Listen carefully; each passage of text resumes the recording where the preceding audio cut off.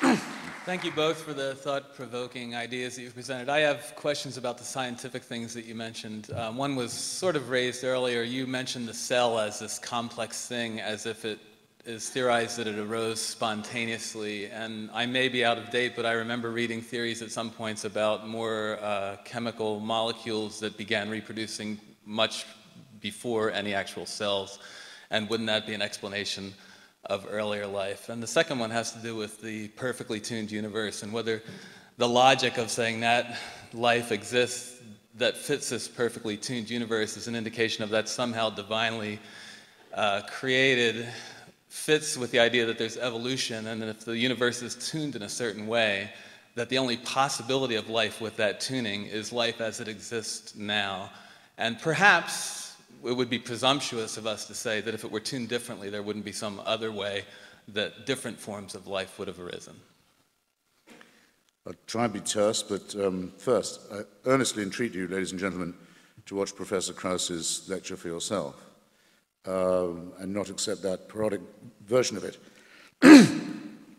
On the nothing question, as it touches on ourselves, as it happens, it's rather more marvelous than almost anything in any holy book. All the elements from which we and our surroundings are made are from exploded stars, from the stars that blow up and die at the rate of 1 every second, and have been doing that since the Big Bang.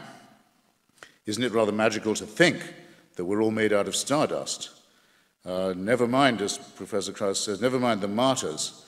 Stars had to die so that we could live.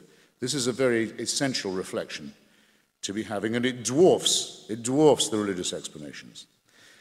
You didn't notice, Dinesh, that the gentleman asked at the end, couldn't it have turned out another way, which I think was possibly the crux of his question. I'd recommend another study to you. Sorry. Excuse me. Professor Stephen Jay Gould, who I mentioned flatteringly earlier, in spite of my disagreement with him about the non-overlapping magisteria, did a marvelous paleontological book called The Burgess Shale.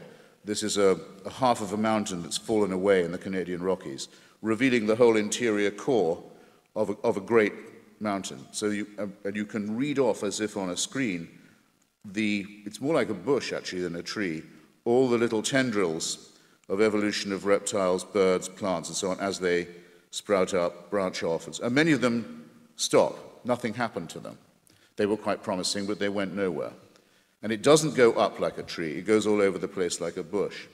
Well, says Professor Gould, it's one of the most unsettling, vertiginous thoughts I've ever heard from a paleontologist. Suppose that we could, which in a way we can, rewind this as if onto a tape. Get the Burgess Shale, get the outlines of the book, rewind it, play it again. There's absolutely no certainty it would come out the same way, that all those branches would go off and diverge and die out or flourish in the way that they do as they did. It's completely governed by uncertainty.